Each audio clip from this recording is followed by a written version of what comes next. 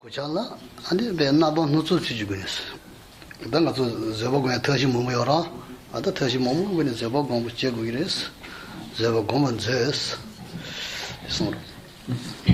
Donc, lorsque nous comprenons l'importance et les bienfaits donc, de la pratique de la patience, il sera important de s'appliquer à la mettre en pratique. Et c'est pourquoi dans le texte, il est dit, donc sachant cela, l'armure de la suprême patience dans ses multiples aspects, méditez-la. Donc à savoir que donc, la patience est mise en œuvre de très divers moyens, et ce sont tous ces moyens que nous devons appliquer pour développer la patience.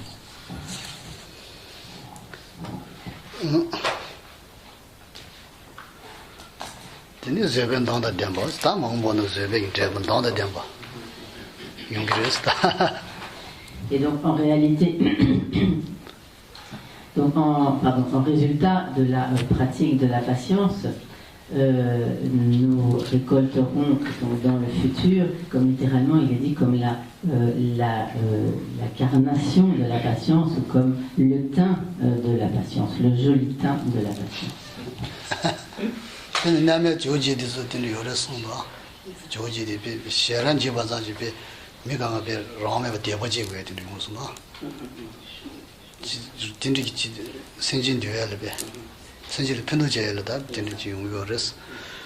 Donc, sinon on peut prendre l'exemple du grand maître Joe Atisha, dont l'aspect était tel qu'en le voyant spontanément, les êtres éprouvaient de la foi. Donc, en résultat de la pratique de la patience, on peut ainsi avoir ce genre d'influence positive sur les êtres, comme ce genre de que nous avons de charisme.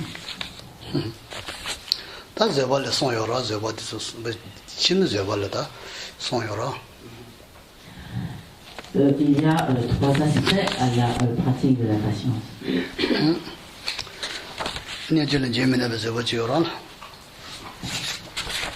D'une part, donc, la patience qui consiste à ne pas songer à rendre le mal. La patience de l'acceptation des souffrances. Et la patience de la détermination à la pratique du dharma.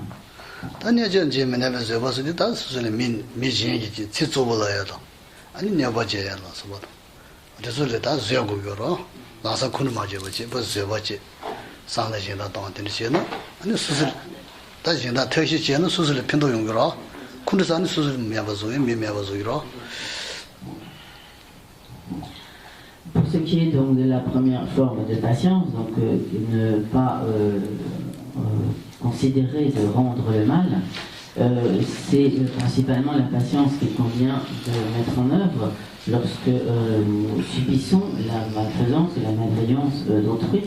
Et donc, au lieu de nous mettre en colère ou d'éprouver de la haine, de l'aversion, comme nous le faisons habituellement, il est important de développer la pratique de la patience de telle sorte que nous ne soyons pas du tout perturbés donc, par ces attitudes hostiles d'autrui. Si nous arrivons donc à mettre en œuvre cette forme de patience, nous tirerons de cela de très grands bienfaits, puisque nous éviterons les perturbations de la colère, et également par cela nous serons bénéfiques à autrui, car nous favoriserons l'apaisement de l'hostilité d'autrui.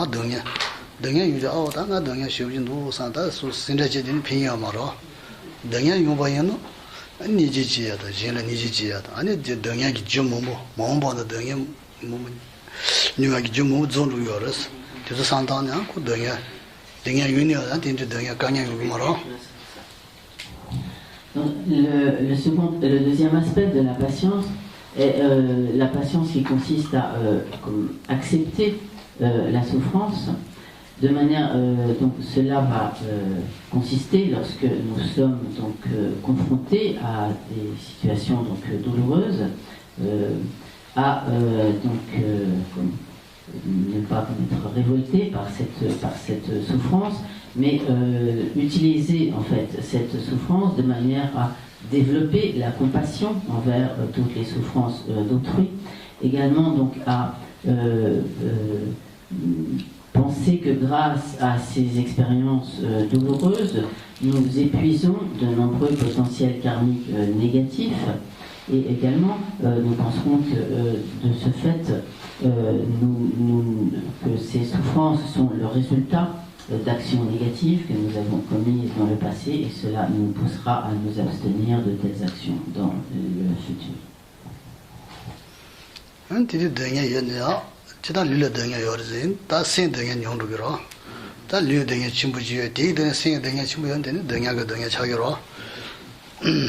Si nous arrivons à orienter nos réflexions en ce sens, si par exemple nous avons de grandes douleurs physiques, une souffrance physique, par ces réflexions, nous réduirons notre souffrance morale ou mentale, et de ce fait, globalement, nous réduirons notre souffrance.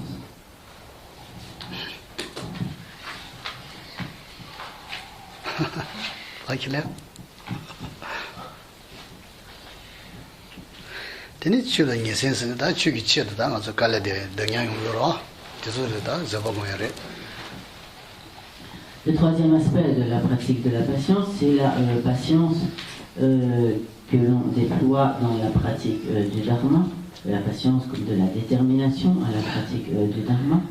En effet, donc, lorsque nous nous appliquons à la pratique du dharma, cela requiert donc certains efforts, cela entraîne parfois certaines fatigues, certaines difficultés, et cette patience, cette forme de patience, donc, consiste donc à comme accepter les difficultés, comme affronter donc les difficultés entraînées par la pratique du dharma.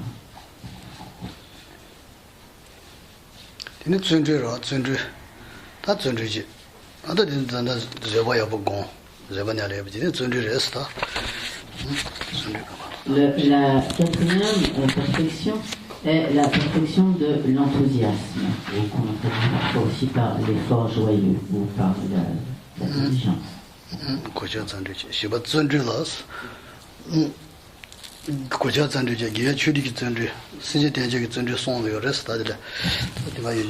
La pratique de l'enthousiasme comporte également trois aspects. L'enthousiasme que l'on appelle l'enthousiasme armure, l'enthousiasme à l'accumulation de dharma vertueux, et l'enthousiasme à l'accomplissement du bien des êtres.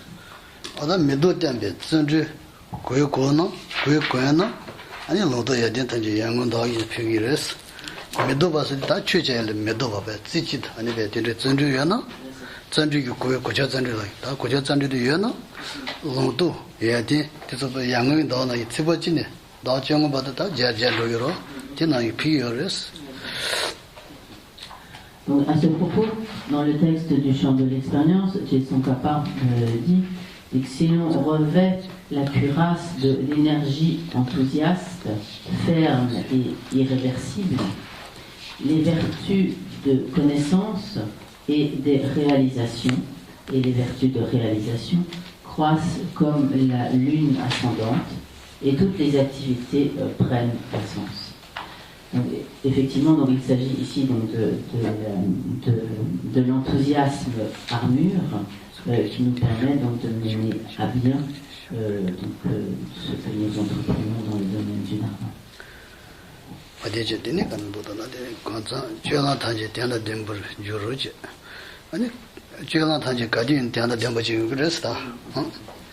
Et ainsi donc, grâce à cet enthousiasme, toutes nos activités, toutes nos entreprises, tous nos comportements littéralement prendront un sens ou auront vraiment une véritable signification.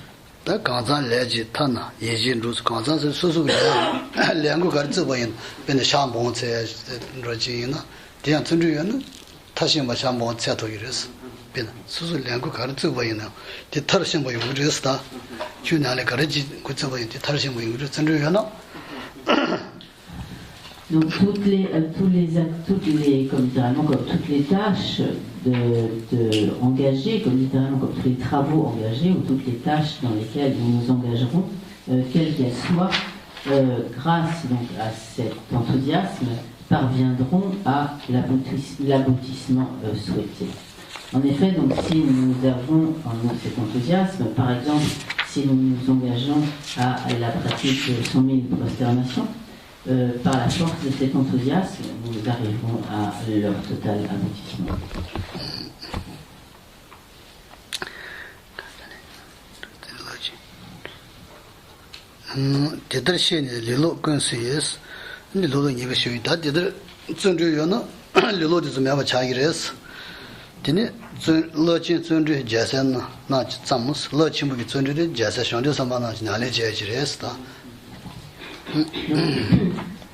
Ainsi, donc, cet enthousiasme dissipe la paresse, s'oppose donc directement à la paresse. Et donc, Tsongkhapa ajoute, donc, sachant cela, les fils de victorieux, c'est-à-dire les bodhisattvas, déploient la toute-puissance de l'enthousiasme qui élimine toute paresse. Donc, et nous-mêmes, nous nous appliquons, nous nous efforçons donc de nous appliquer à la pratique des bodhisattvas.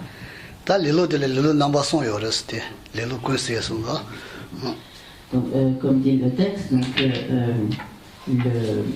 l'enthousiasme est ce qui triomphe donc, de la paresse. De manière générale, la paresse peut revêtir trois aspects.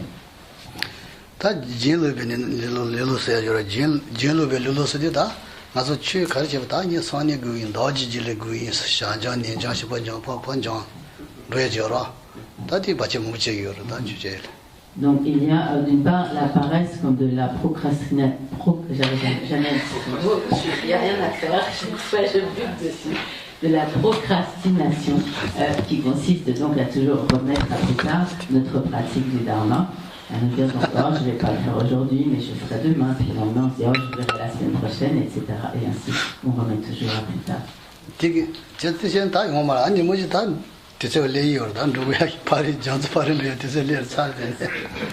Et à force de remettre toujours à plus tard, finalement, la fin de cette vie arrive et on est arrivé de l'autre côté, on passe dans l'au-delà et c'est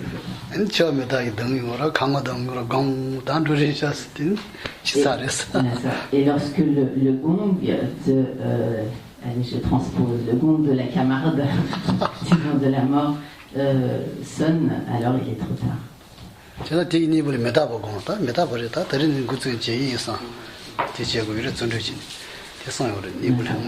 Et c'est pourquoi il est important aussi de méditer sur l'impermanence pour bien voir que nous nous leurrons lorsque nous nous disons que nous pouvons toujours reconnaître la pratique du dharma à plus tard.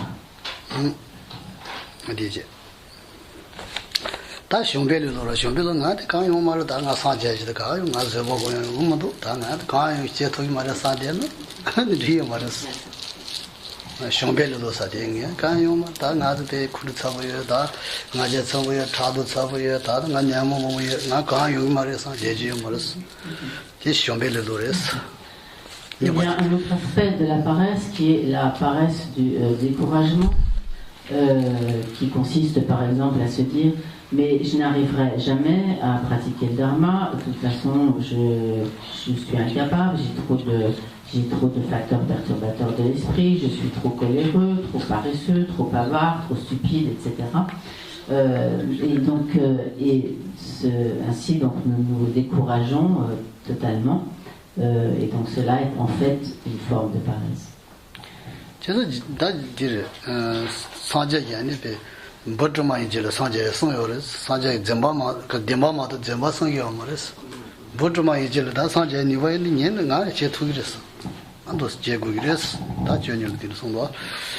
En effet, tous les êtres vivants ont la potentialité d'obtenir l'état de Bouddha. Et à ce propos, le Bouddha a souligné même qu'une fourmi avait cette potentialité d'atteindre l'état de Bouddha.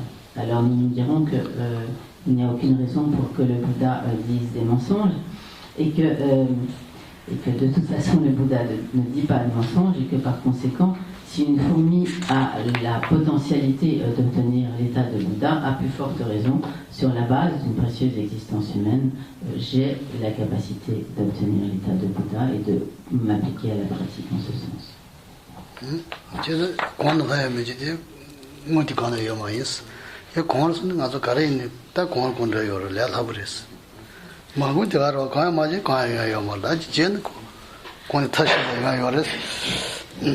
Donc, en effet, si nous nous efforçons à la pratique à présent, petit à petit, par la force de l'habitude, ce qui au départ peut nous sembler très difficile, donc par la force de l'accoutumance, nous deviendra extrêmement aisé.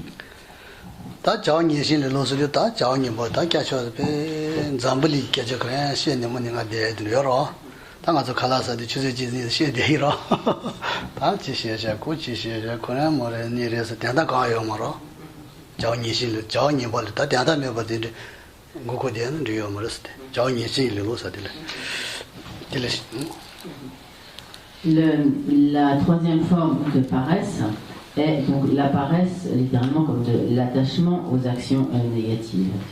Donc si par exemple nous passons des heures à discuter de questions tout à fait frivoles, de questions donc des affaires du monde, etc., en fait pendant tout ce temps-là, nous ne pratiquons pas le dharma et finalement nous gaspillons en vain notre temps, et cela est également une forme de paresse.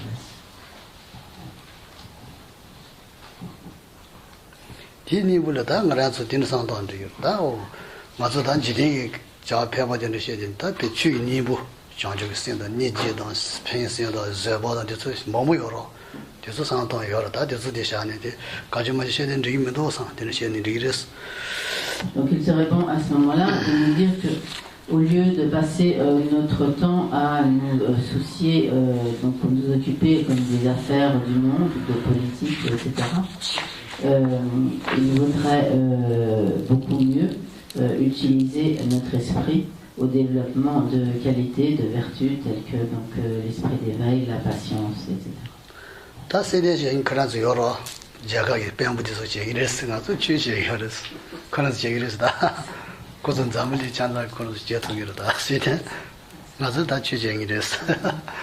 Donc nous pouvons tout à fait nous dire que en fait, la politique, c'est l'affaire des politiciens et des gouvernants, des ministres et des députés, des sénateurs et du gouvernement, et que notre affaire, c'est le dharma, et leur affaire, c'est la politique.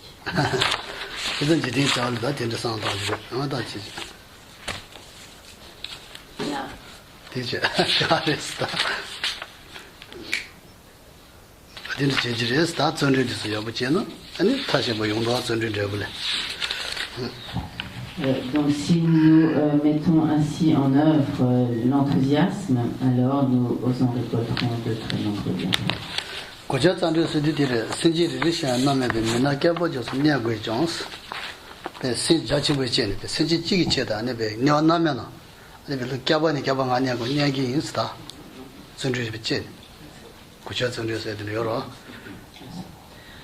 Là, pour ce qui est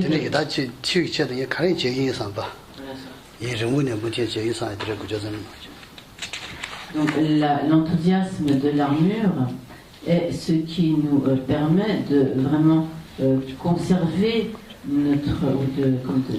comme de développer une détermination inébranlable.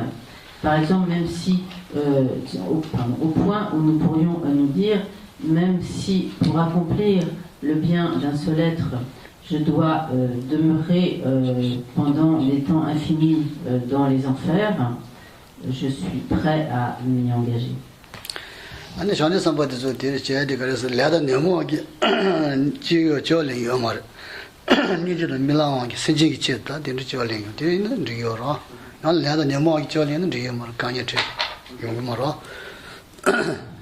Donc, par exemple, en ce qui nous concerne, nous prenons naissance entièrement conditionnés, soumis au pouvoir du karma et des facteurs perturbateurs de l'esprit.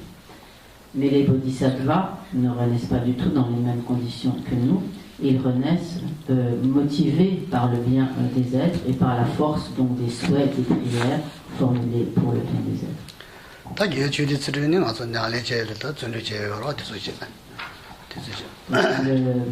L'enthousiasme de l'accomplissement, de l'accumulation des dharmas vertueux, quant à lui, constitué par toutes nos pratiques vertueuses, par toutes nos pratiques du dharma.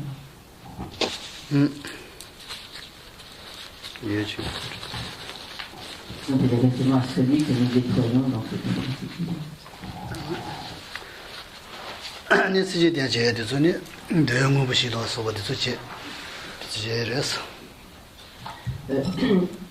Dans ce que nous faisons pour accomplir le bien des êtres, il y a donc également ce que l'on appelle comme les 4 accumulations, ou disons comme les 4 moyens de réunion.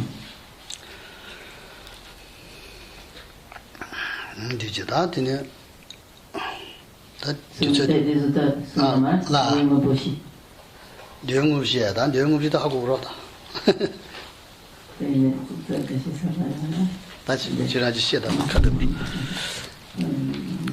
Quand les anciens Béwa sont pas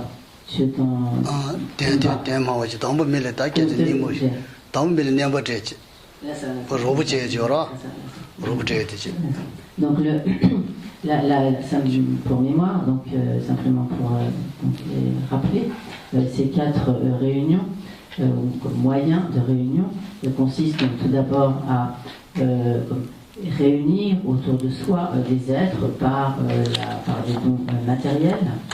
Le deuxième consiste donc à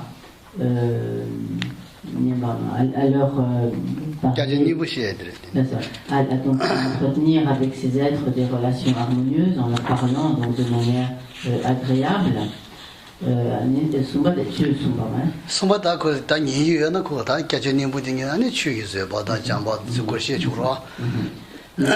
troisième donc consiste à leur enseigner le dharma de manière appropriée en fonction de ce à quoi ils sont réceptifs. Et la quatrième consiste à agir soi-même conformément à ce que l'on enseigne. Donc Michel a déjà parlé de cela précédemment. Donc si l'on enseigne le dharma, il est nécessaire soi-même de le mettre en pratique et d'agir en accord avec ce que l'on enseigne.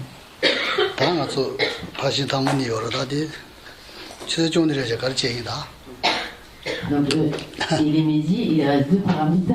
Qu'est-ce qu'on fait? Comment? Matin? D'accord. Faut pas manger midi. Comment? Il y a des paramitas, en effet, il faudra un petit peu plus de temps peut-être.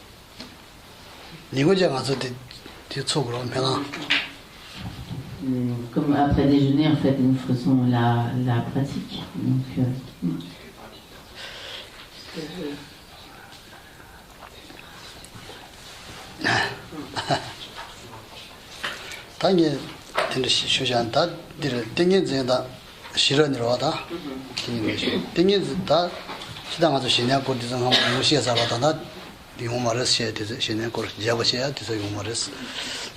donc les 2 dernières perfections sont respectivement donc la perfection de la concentration, donc des dhyana, des états d'absorption, et la perfection de la sagesse.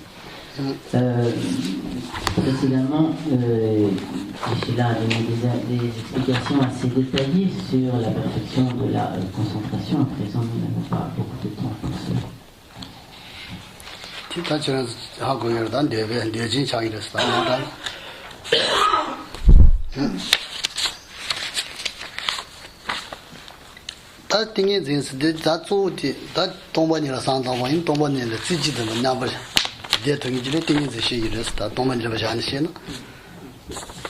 Donc,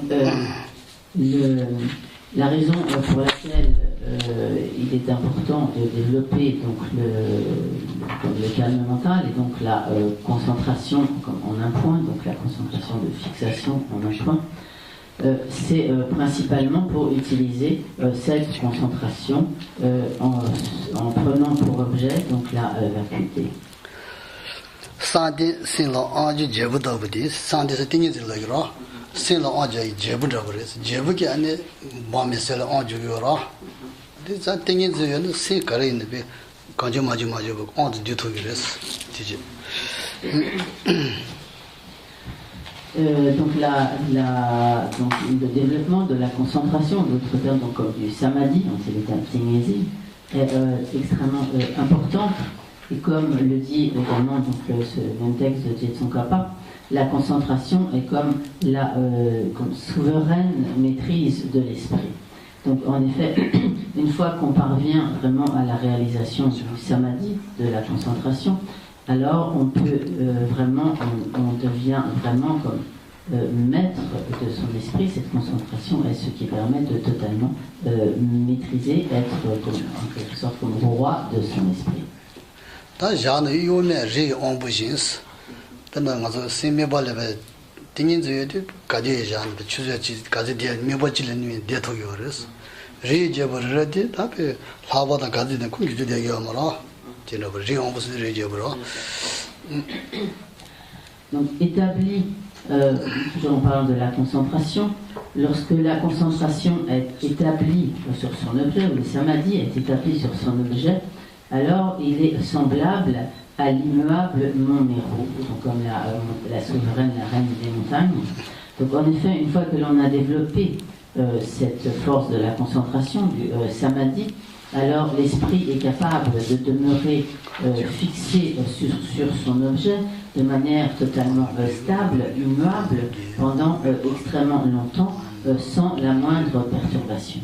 Donc de la même manière, et donc cela est illustré par donc, le mont Méru comme la plus grande des montagnes, qui est tellement grande qu'elle ne peut pas, qui est donc immuable, que le vent ni rien ne peut faire bouger.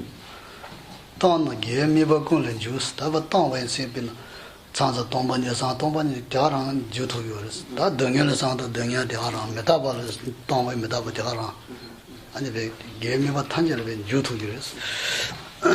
littéralement, le texte dit ensuite, changeant d'objet, elle se focalise sur tout ce qui est vertueux.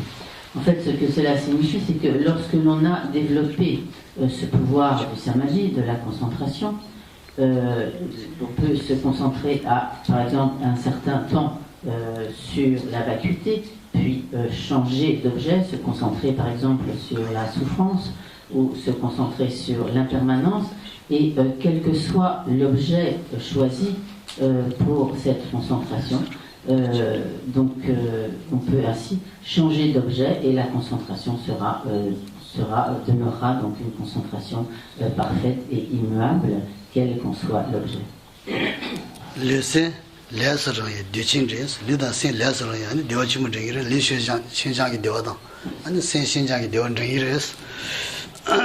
Donc ce samadhi, cette concentration entraîne la grande félicité du corps et de l'esprit dispos et léger.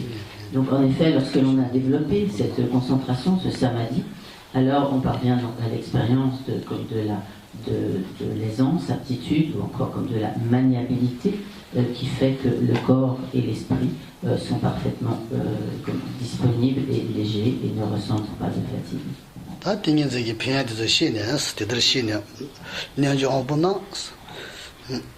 Et donc, sachant cela,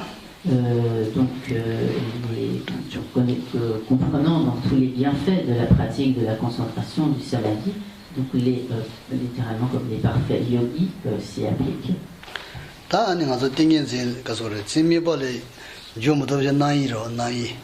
나이 단종 스타팅이 이제 나이 다tin 종요레스 나이디 다나이다 가서기 신팅이 제가 큰 종요라 신 레저로 어디 가죠 다 팅이 제요는 나이디 다디 큰 종요레스 나이 단종 팅제 제드 팅이 제 제드 팅고레스 다 냐리 제고미레스. Donc ce qui fait principalement obstacle au développement donc, du samadhi, ce qui est comme l'ennemi du samadhi, c'est la distraction. Et donc, plus on développe donc la concentration, le samadhi, et plus on élimine la distraction ennemie. C'est pourquoi, donc, dans la suite de ce texte, il est dit, donc, sachant cela, les parfaits yogis s'exercent continuellement au samadhi qui détruit la distraction ennemie.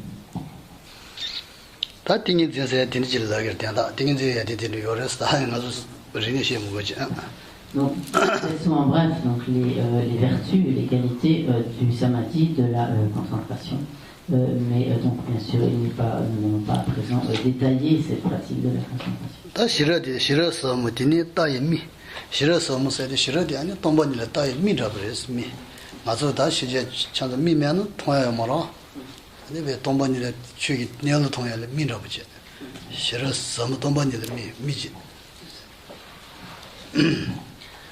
Pour ce qui est ensuite donc, de la perfection de la sagesse, dans ce même texte, donc, il est dit que donc, la sagesse est l'œil qui contemple la profonde incité, ou en d'autres termes, la profonde nature ultime et la vacuité.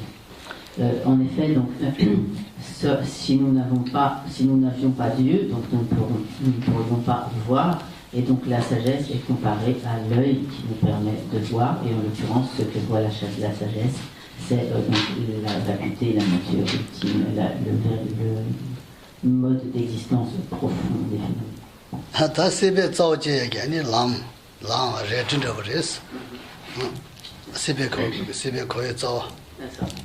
Donc cette sagesse, elle est comme le chemin, on pourrait dire également comme l'épée qui tranche, ou le chemin qui extirpe à jamais la racine de l'existence cyclique, ou donc du cycle des existences.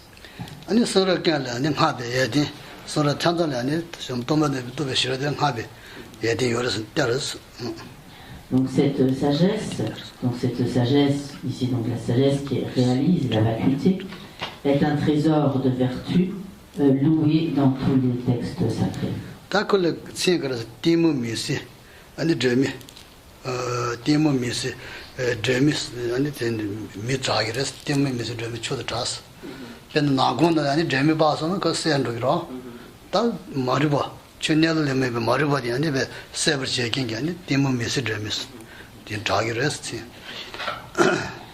Elle est donc cette sagesse qui réalise la vacuité est la fameuse lampe suprême qui illumine les ténèbres de l'ignorance. Donc en effet, si une pièce se trouve plongée dans l'obscurité, lorsque nous allumons la lumière, ou si nous entrons donc avec une lumière, à ce moment-là, cette lumière dissipe l'obscurité. Et donc de la même manière, l'ignorance est ce qui nous plonge dans les ténèbres, et la sagesse est ce qui dissipe ces ténèbres de l'ignorance.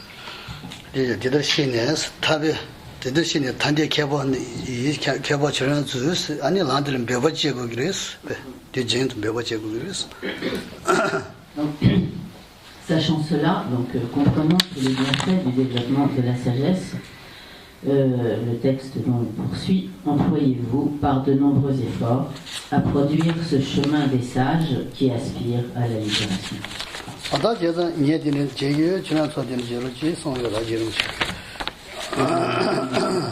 C'est ainsi, moi-même le yogi, j'ai pratiqué. Vous qui aspirez à la libération, appliquez-vous à faire de même.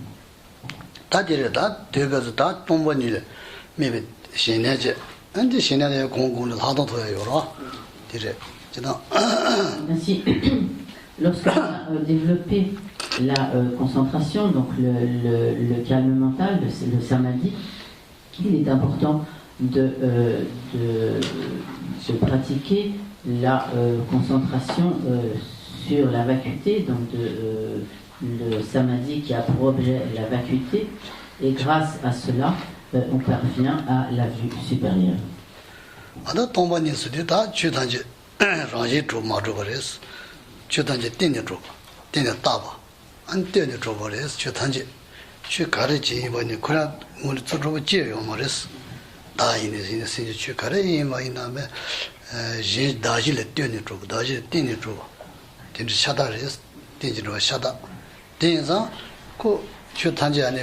그런 문제 철저히 지어요 말이스. 도배바 다바다 아니 다질티네 진짜지 단위자도 요레스.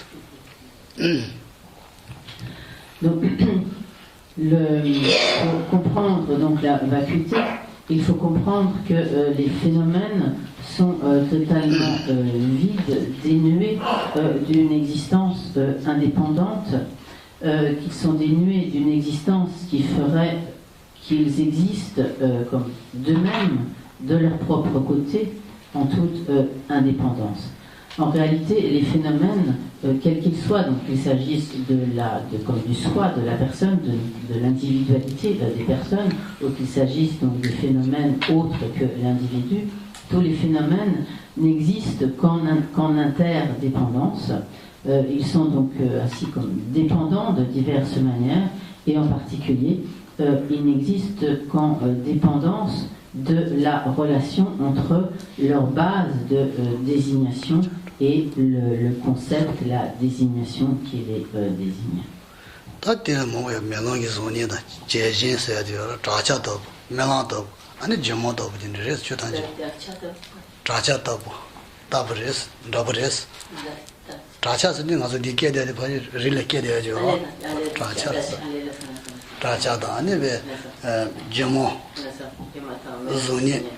나zo다 시근 달에 가서 동바 통요라 시근 동바는 뭐냐 동바 말이야 지나지나 zon이디 zon이 춘이 봐 자기가 말해도 가서 뒤 통요라 최단지 랑은에 마주버레데 나라도 랑은에 줘봐 수도 줘봐 그러나 뒤 통요라서. Et en fait, bien que les phénomènes n'existent pas avec une existence inhérente, comme existant de leur propre côté, avec une nature inhérente, intrinsèque, ils nous apparaissent avec donc cette apparence d'une existence inhérente, et nous apparaissent comme existant de leur propre côté, existant en eux-mêmes. Mais en réalité, ils n'existent pas de cette manière, et en fait leur mode d'existence est semblable à l'image reflétée dans un miroir, ou encore à l'illusion, ou encore à l'écho à l'écho que nous renvoie la paroi de la montagne. Donc dans ces exemples, par exemple lorsque nous voyons notre visage, le reflet de notre visage dans le miroir, ce reflet apparaît, donc cette image apparaît comme notre visage, mais elle n'est pas vraiment notre visage. Et il en va de même donc, dans les autres exemples qui sont donnés. Et les phénomènes nous apparaissent avec une certaine apparence, donc avec cette apparence d'une existence de leur propre côté comme existant en eux-mêmes de manière autonome, inhérente, mais ils n'existent pas en réalité de cette manière.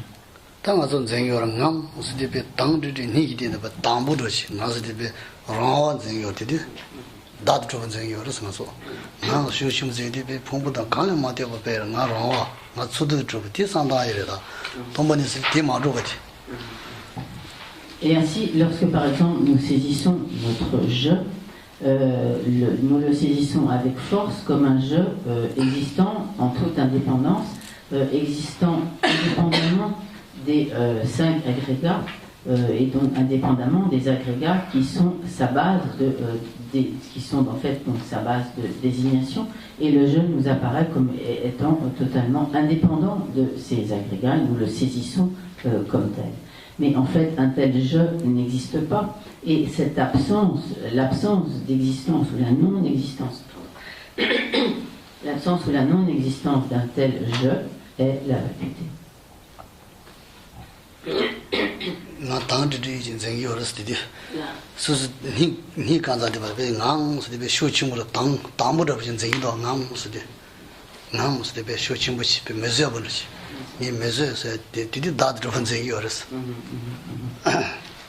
Et donc nous saisissons donc notre foi, le soi, nous saisissons le soi avec beaucoup de force. Comme s'il existait en tant que quelque chose de vraiment solide, tangible, quasiment comme, concret. Et par exemple,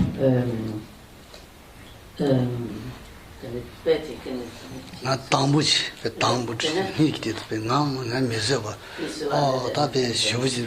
Et par exemple, donc, lorsque nous rencontrons une situation adverse, comme quelque chose de brutal, alors immédiatement nous nous disons mais je ne peux pas le supporter, cela m'est insupportable, et à ce moment-là nous saisissons ce moi vraiment avec force, comme s'il existait en toute indépendance.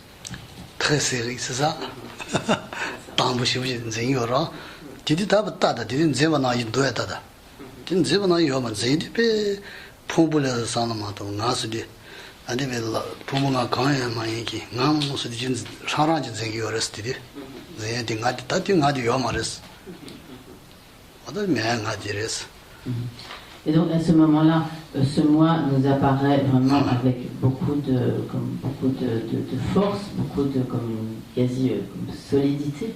Et demandons-nous alors, mais est-ce que ce moi qui m'apparaît ainsi comme totalement autonome, indépendant des agrégats, est-ce qu'un tel moi existe? Et lorsque nous recherchons ce moi, alors nous ne pouvons pas le trouver, et finalement nous arrivons ainsi à percevoir la vacuité. Donc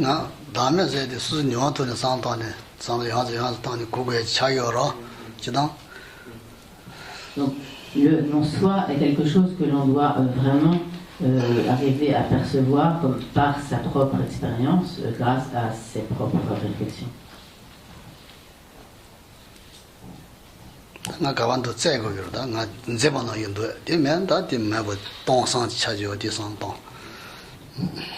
Donc en effet, lorsque ce moi comme très fort nous apparaît,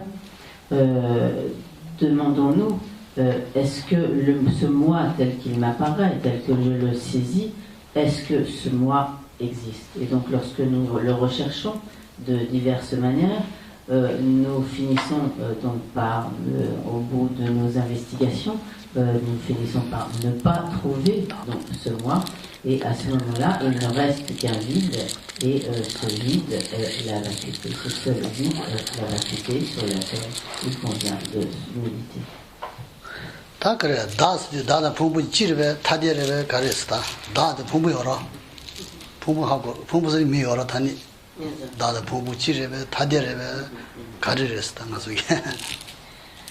Geshe-la nous pose la question, nous demande est-ce que le moi est comme un avec nos agrégats psychophysiques? Est-ce qu'il est qu'il a une totale unité avec nos agrégats psychophysiques? Ou bien est-ce qu'il est différent, distinct de nos agrégats psychophysiques?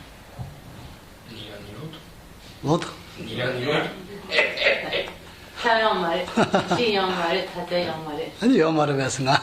Et alors, est-ce qu'il n'existe pas du tout? Bah oui. Non, ça non. Oui, il est avec nos agrégats. Comment? C'est avec les agrégats, mais en fait, il n'existe pas.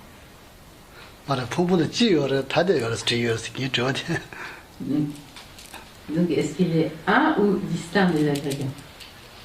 Des agrégats psychophysiques ou du corps et de l'esprit, si on préfère. Michel, qu'est-ce que c'est? Il est lié aux agrégats, mais. Oui, il est en Il est lié aux agrégats. Que qui aime jouer dans le chien ou pas?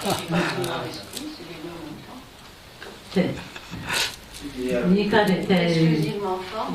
C'est ici qui n'y caresse, c'est tout. Ni tirevès, da pombo ni tirevès. Tirevès, on a. Il est sur la base des agrégats. Oui, il est pas sur la base. Il n'est pas que les agrégats, et il n'est pas que l'esprit non plus. Un, c'est ça? Agrégats, moi, un. Ni un ni deux, non. C'est pas possible, un, deux, pas possible. C'est ensemble et séparé. Ensemble, c'est pareil. Oui, mais si, puisque ça se sépare ici. Un peu débat. Non, en fait, c'est lui-même. Toi, c'est ensemble, toi, c'est séparé. Mais C'est non. pas ensemble, c'est séparé. Mais si,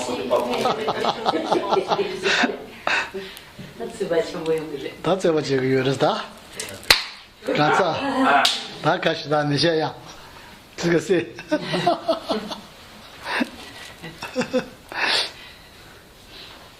부부의 지인은 다 나서다 부부의 지인은 부부가 요를 다 나요를 타기랬다.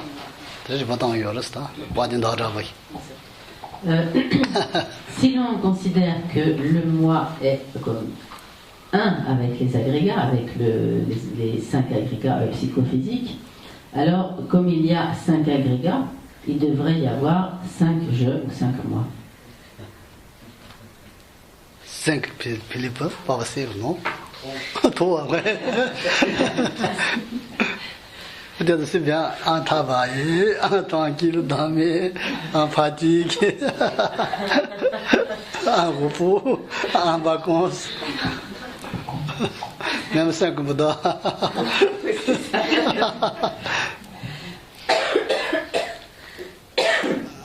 Tiens, Maris, t'as pompé le tani, yoris, t'as pompé de mochi, le yor. Chi Maris, Taderis, pompé de ngan, Taderis, Chi Maris, il a pompé de mochi, t'as poni mochi. Il était moi chic, c'est à tête de chez Yanamato, Yan, Tigulton, de Cabo et Masuka,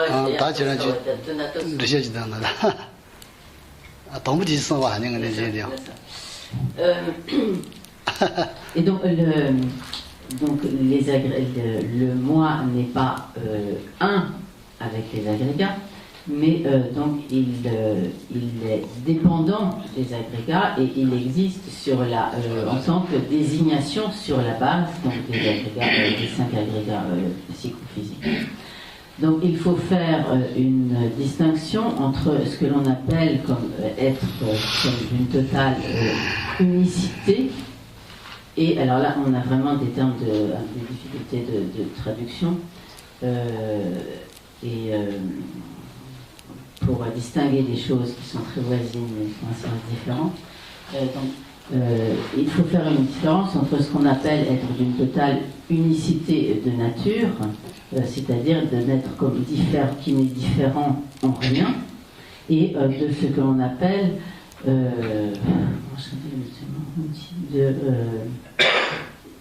avoir une commune.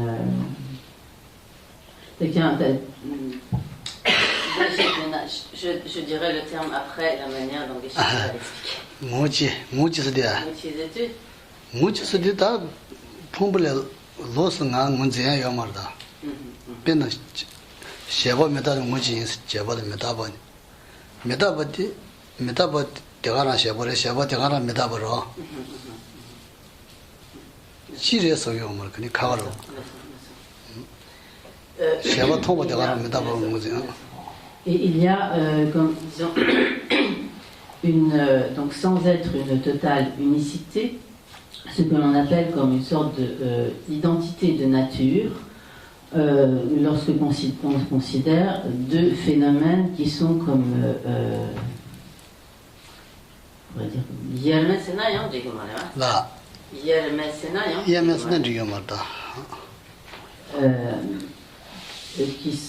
qui tu n'y as rien, c'est notre déjà. Tenant, t'as tenant, c'est le cas, tenant, c'est qui en doit. Tenant, c'est n'est qui en doit. Pompuchu.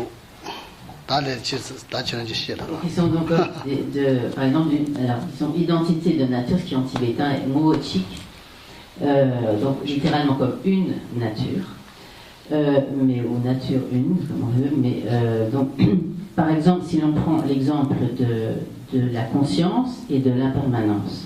À partir du moment où il y a conscience, il y a conscience impermanente et comme impermanence de la conscience. Donc en ce sens, la conscience et l'impermanence sont comme disons mootiques, donc de nature une, mais néanmoins la conscience et l'impermanence ne sont pas d'une totale unicité, car la conscience et l'impermanence ce n'est pas la même chose.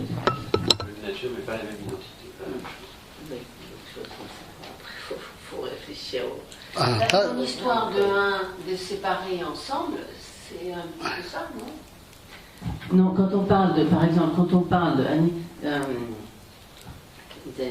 Naton Pumbo, c'est chic, voilà, c'est moi chic, c'est Mochires, Taderes, d'abord Mochires, Taderes, Motademares, Mochires.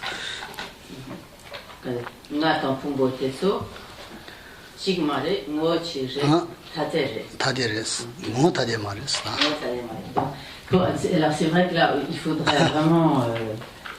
Bon, j'ai pas revu les termes que j'ai eu l'occasion d'employer là-dessus auparavant. Il faut vraiment avoir une terminologie extrêmement précise pour pas se mélanger les crayons. Précisément, le moi et les agrégats ne sont pas comme un, mais s'ils sont de nature une. Si on garde vraiment les termes tibétains, alors, le plus simple c'est peut-être de rester le plus proche possible du tibétain. Donc c'est-à-dire que le moi et les agrégats ne sont pas un, néanmoins ils sont de nature une. Le moi et les agrégats sont distincts, mais ils ne sont pas de nature distincte. Mo tade zede kao bomba drapo chayre. Kao bomba dramero. Nimadan da ni dramero. Donc en effet, le moi et les agrégats sont distincts, mais ils ne sont pas de nature distincte. S'ils étaient de nature distincte, ils seraient sans relation, de la même manière que par exemple un vase et un pilier. Là,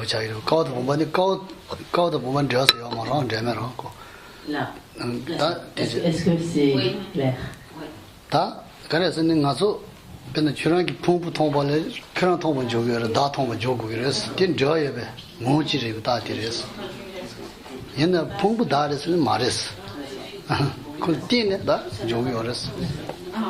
Donc par exemple, oui, est-ce que ça va?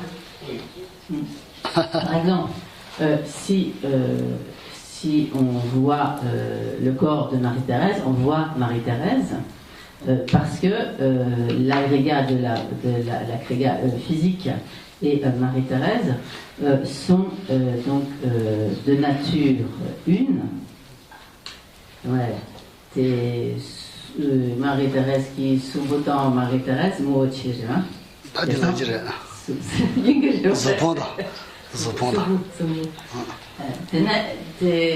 Magdega zobo tomba degara magdega tomba jogo gire ti moji mbetires mo tonzu ka yo mares tonzu odire da ti ta dires tena je magdega ge sin ton magdega tong yo ra dire muzo yade sin ton yo ra chira tong yo ra chira se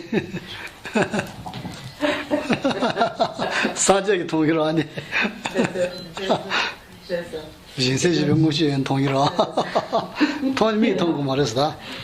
Après Guichela me dit, donc si l'on voit l'esprit de Marie-Thérèse, on voit également Marie-Thérèse. Donc dans la mesure où l'esprit, la conscience de Marie-Thérèse et Marie-Thérèse sont de nature une.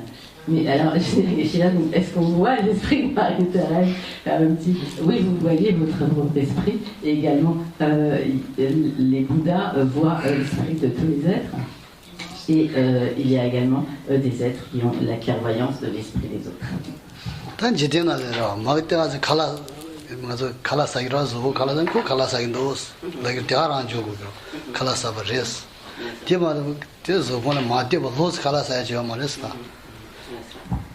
Et donc, lorsque Marie-Thérèse mange,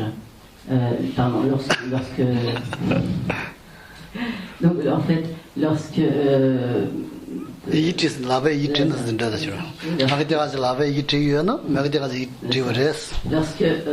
la main de Marie-Thérèse écrit, on va dire donc Marie-Thérèse écrit. Et cela parce que sur la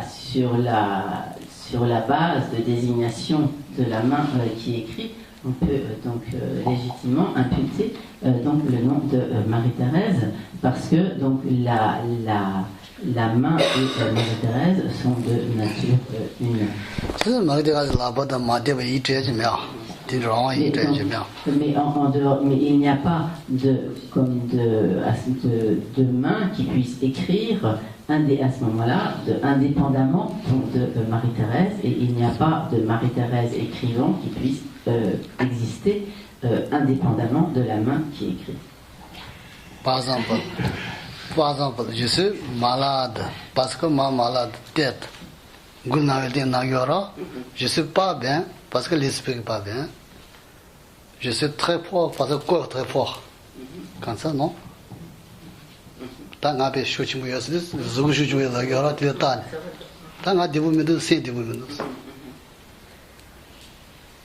là, toujours interdépendante.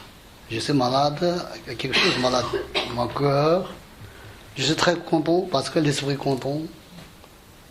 Je ne suis pas bien parce que l'esprit n'est pas bien, corps pas bien, quelque chose pas mal, bon, quelque chose.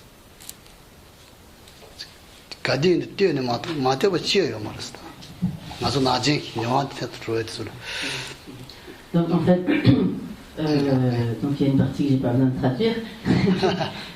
En fait, par cela, nous voyons que le moi, le je, n'existe toujours qu'en dépendance de la base d'implication.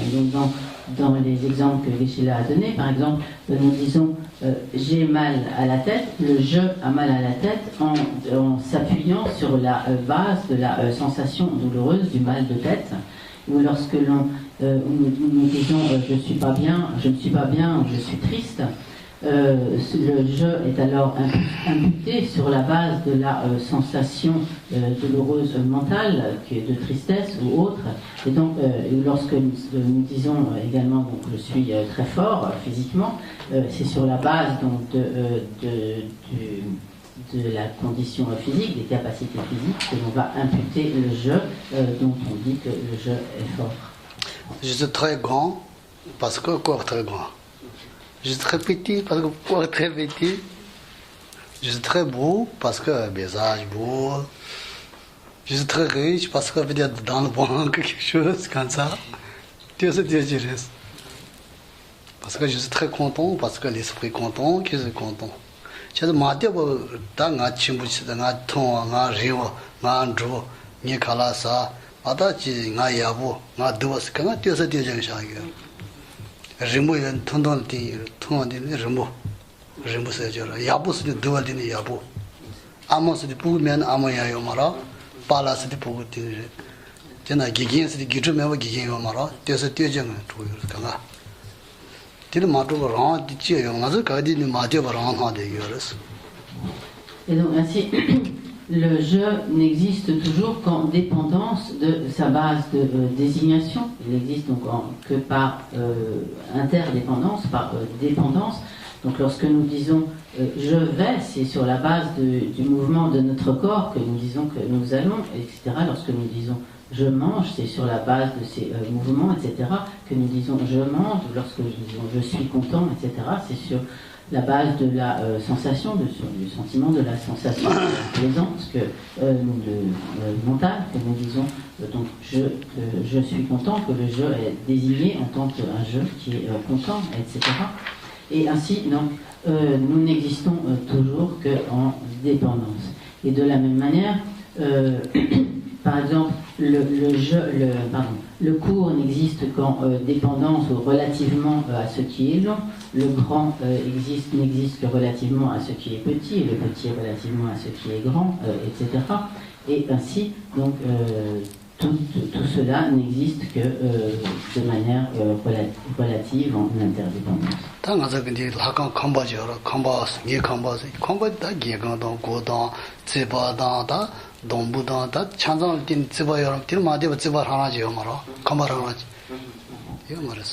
Donc également, je voudrais ajouter que le maître n'existe qu'en dépendance de ses élèves. S'il n'y a pas d'élèves, il n'y a pas non plus de maître, etc. Ou lorsque nous disons, lorsque nous parlons d'un temple ou d'une maison, etc.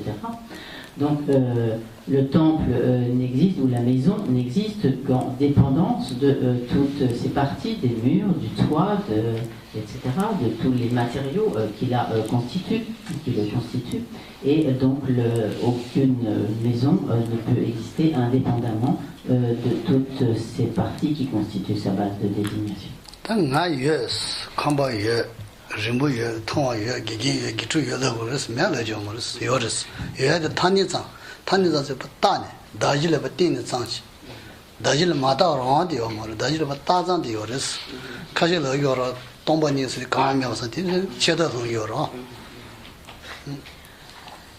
Mais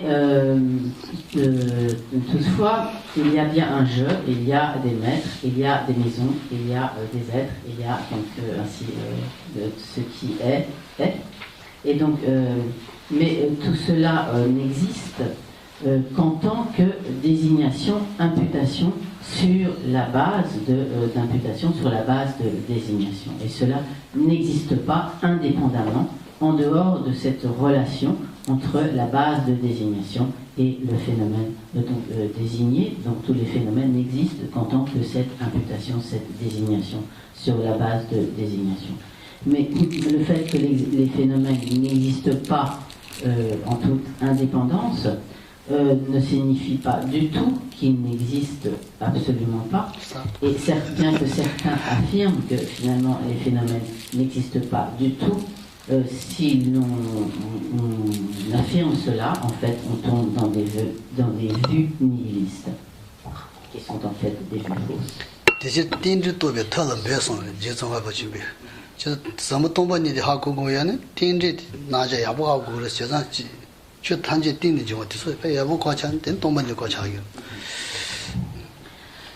À ce propos, donc, Je Tsongkhapa dit comme efforcez-vous à la méthode qui permet de réaliser l'interdépendance. Donc, en effet, donc, lorsque l'on parvient à la compréhension de la vacuité, très aisément, on parviendra à la compréhension du fait que les phénomènes existent uniquement en interdépendance.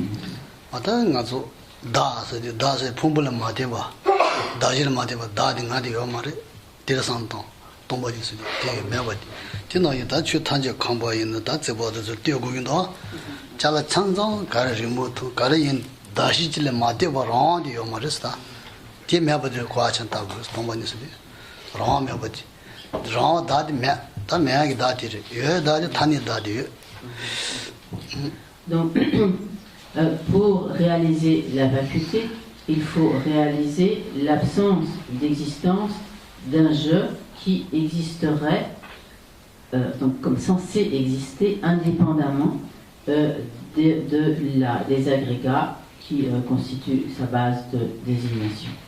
Donc, le je qui n'existe pas, c'est le je qui serait indépendant de la base de désignation, qui ne dépendrait pas donc de la base de désignation. Mais le je qui existe, c'est le je qui existe en dépendance de la base de désignation, qui existe en tant que imputation d'un nom et d'un concept sur la base de désignation. Je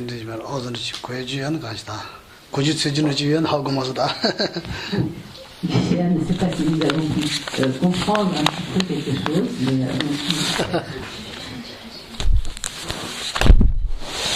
il peut donner un exemple de la totale unicité de nature, du coup l'inverse de ce qu'on vient de voir. Chik sayate tanda chika mo chi te so kagare chik sayate pena pe kare shatuje chi sidi da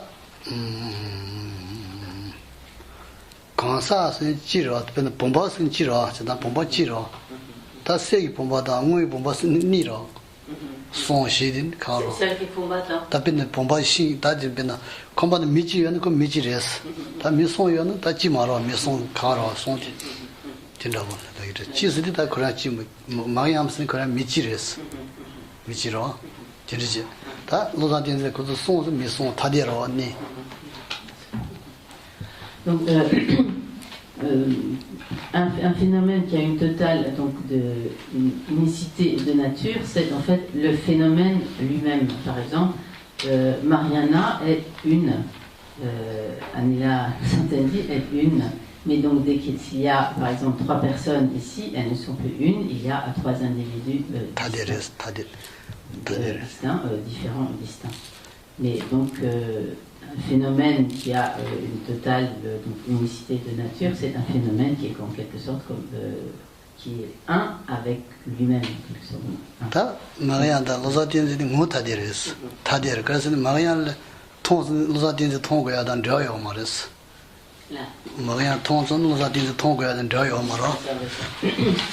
Et par exemple, Mariana et Los Angeles sont distinctes et elles sont également de nature distincte car on peut très bien voir Mariana sans voir Anila, 바 inversement. 저요 말했어. Car elles sont en fait sans relation. 다 마리아게 저번 통선 마리아 통고야 줘라. 근데 저요 무지르스. Mais lorsque l'on voit Mariana, on voit la forme physique, le corps de Mariana, parce que le corps de Mariana et Mariana sont de nature une. Elles ne sont pas. Mariana qui s'ouvre dans Mariana, 무지에서 치마를 무지르스. et donc, le corps de Mariana et Mariana ne sont pas une totale unicité de nature, mais ils sont de nature une. Dans la mesure où lorsqu'on voit le corps de Mariana, on voit Mariana. 다 찬르는데 셀르는도스다. Parce que ça est plus compliqué ou plus clair. Quelle est l'unicité Oui, de la alors, nature Il vaut mieux que tu laisses comme ça. J'ai essayé d'expliquer au départ, mais il vaut mieux garder les termes de un et de nature une, parce que sinon on ne sait plus de quoi on parle. Donc là, quand j'ai employé le terme de totale unicité de nature, c'est dans le sens de ce qui est un. Ah, ok. Voilà. D'accord. C'est clair? Oui. Oh, Voilà, c'est bien. c'est en fait C'est le terme, en fait. ma traduction qui est un peu employée.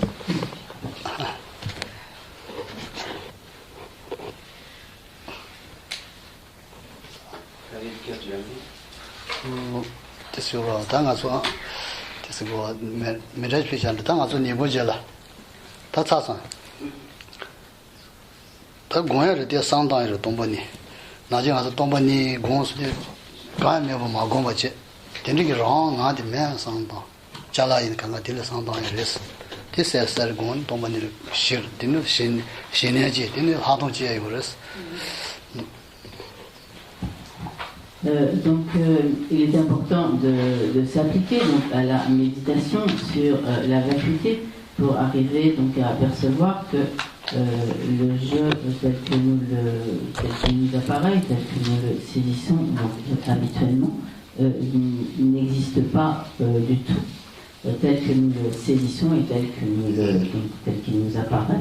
Et donc, une fois que l'on a perçu donc, cette absence d'existence du jeu, de se concentrer donc, dessus, d'appliquer donc, à cet objet la méditation de concentration.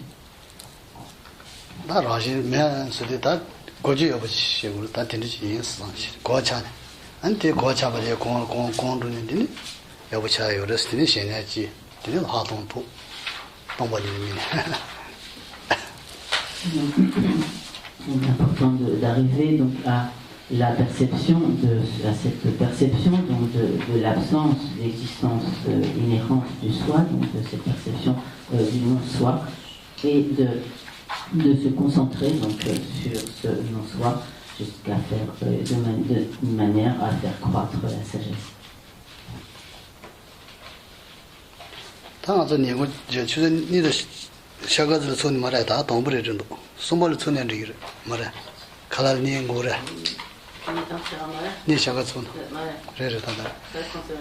Il est 1h20, c'est ça?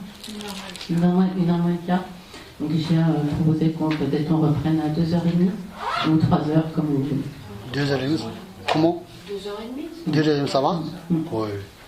2h30 no fatigue mélanchim으로 되지 않다 그랬어.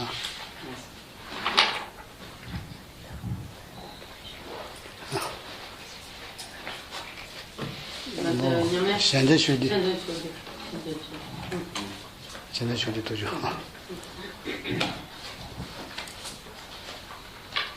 사지베지인데 사지베지. 미래 꼭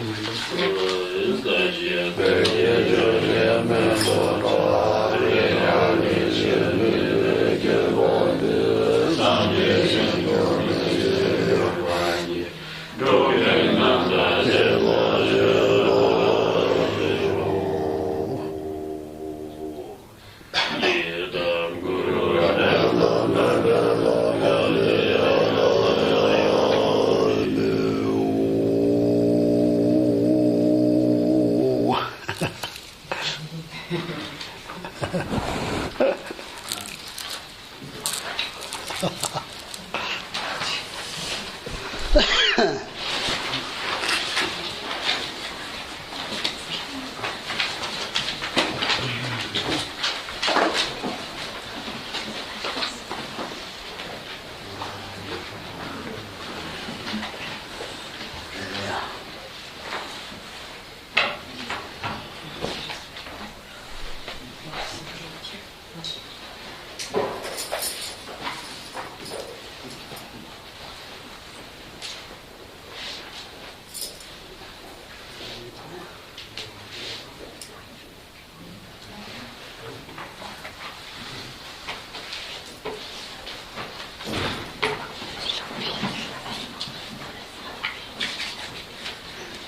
je sais pas pourquoi celui-là il s'arrête. C'est bon. Je voudrais vous poser une question parce que je ne sais pas si ce que j'ai noté c'est intelligent. Oui.